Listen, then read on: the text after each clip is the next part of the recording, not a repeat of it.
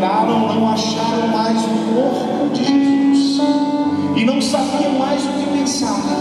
De repente apareceram diante dela dois homens, dois varões, vestidos com roupas muito brilhantes, e elas ficaram com medo e se ajoelharam, encostaram o rosto no chão, debruçada. Então os homens disseram a elas: por que vocês estão procurando entre os mortos aquele que está vivo? Ele não está mais aqui, mas foi crucificado. Lembre quando ele estava na Galileia e ele disse para vocês aí em vida. Que Deus abençoe o nosso coração ao ler a palavra do Senhor nesta manhã. Amém?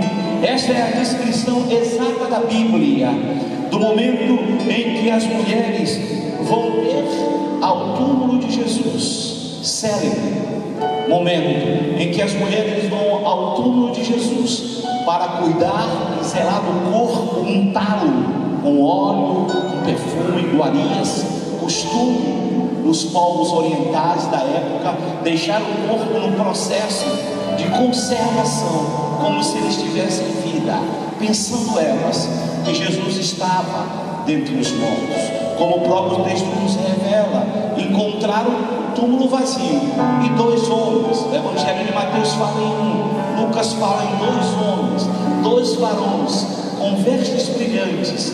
Nós dizemos que eram apresentações de anjos que estavam ali para declarar àquelas mulheres uma das maiores célebres expressões da Bíblia: por que procurar entre os mortos aquele que está vivo? Jesus venceu a morte, como nós dizíamos ontem à noite, dando marco para a igreja, para mim, para você que está aqui. Como diz Paulo no capítulo 15 do livro de 1 Coríntios, que um dia eu e você ressurgiremos, mesmo que os nossos corpos antes da volta de Jesus já estejam enterrados, como diz a Bíblia, há longos anos.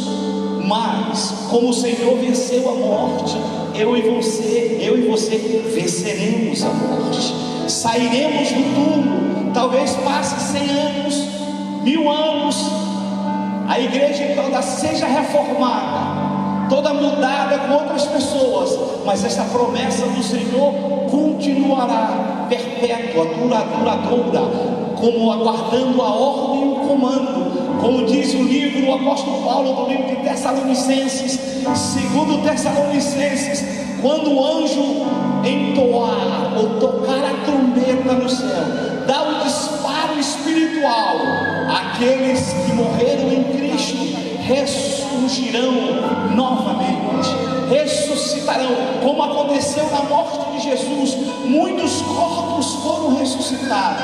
Também quando o Senhor vier buscar a sua igreja, quando o Senhor der o tom da trombeta para buscar os seus, aqueles que morreram, eu e você, aqueles que não estiverem vivos, se Jesus não voltar à minha geração, nós ressuscitaremos, sairemos do corpo. Por que, pastor? Que promessa é essa maravilhosa da Bíblia? Para se cumprir as escrituras sagradas. Como Jesus ressurgiu dentre os mortos, eu e você ressurgiremos, para declarar que Jesus venceu tudo e todos. Não existe limites para a ação do sacrifício de Jesus da cruz do Calvário. Até as piores das doenças sobre a vida do homem, sobre a vida da mulher, estão contidas na vitória da cruz de Jesus. Como Jesus ressurgiu dentre os mortos, eu e você ressurgiremos dentre os mortos, para declarar que eu e você estamos ressurgindo como palavra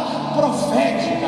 Por isso Paulo escreve: ó morte, onde está o teu aguilhão? Ó morte, onde está a tua vitória? Se morrermos antes da ressurreição, se eu morrer antes da ressurreição, se você morrer antes da ressurreição, se nós morrermos antes da ressurreição, temos uma certeza na Bíblia, na palavra. O que é, pastor? Quando aquele anjo tocar, não importa se eu esteja dentro d'água, não importa se eu fui enterrado no fundo da terra, Não importa se meu corpo foi queimado de um lugar, um lugar que toca fogo, o meu corpo ressuscitará. Eu ressuscitarei em glória, como cumprimento da palavra do Senhor.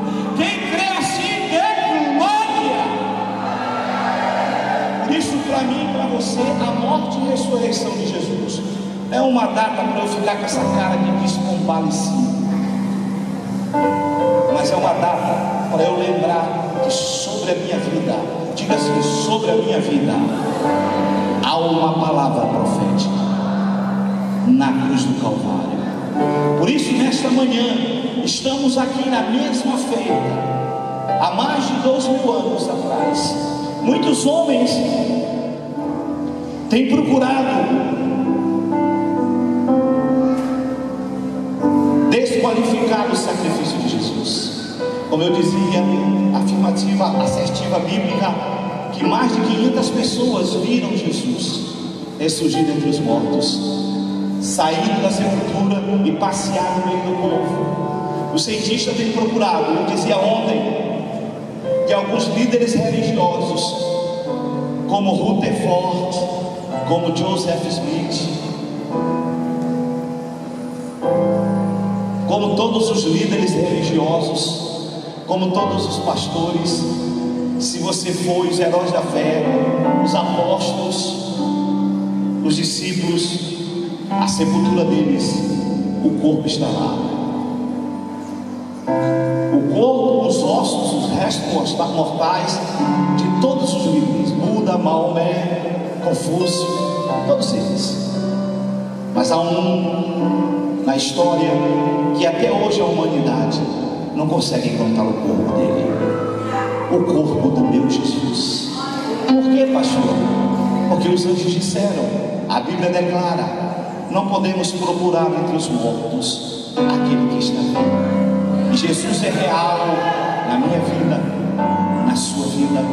Podemos senti-lo, podemos experimentá-lo, podemos a cada dia sentir Ele falar ao nosso ouvido, falar ao nosso coração, à nossa mente, à nossa alma, sobre as maravilhas que Ele tem sobre a nossa vida. E eu e você nesta manhã estamos aqui para lembrar, como pastor, através da ceia do Senhor.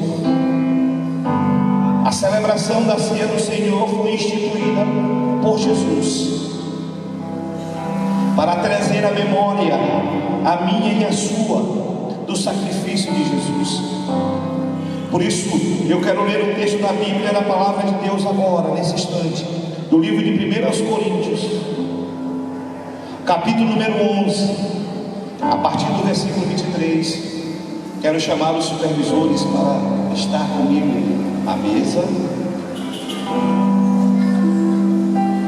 E eu quero ler a Bíblia, os que puderem. Se você tiver alguma dificuldade, alguns pastores com dificuldade, pode ficar aí, sem problema, sem problema, não há problema. Se você tiver alguma dificuldade, saúde, pode ficar aí, sem problema nenhum, não há problema nenhum. Mas você pode vir e se junte a nós. E eu quero ler um texto da Bíblia, da palavra do Senhor, que está no livro de 1 Coríntios, capítulo 11, a partir do versículo 23, que nos orienta sobre a ceia do Senhor. Porque eu recebi do Senhor este ensinamento que passei para vocês, que o Senhor Jesus, na noite que foi traído, pegou o pão e, tendo dado graças, e depois partiu e disse: isto é o meu corpo, que é entregue em favor de vocês. Façam isto todas as vezes em memória de mim. Assim também, depois de jantar, ele pegou o cálice e disse: este é o cálice da nova aliança, feita por Deus com o meu povo, aliança que é garantida pelo seu sangue. Cada vez que vocês beberem deste cálice, façam isso em memória de mim. De maneira que cada vez que vocês comerem deste pão e beberem deste cálice, estão anunciando a morte do Senhor até que Ele venha. Por isso, aquele que come do pão e bebe do cálice de modo que ofenda a honra do Senhor, estará pecando quando o corpo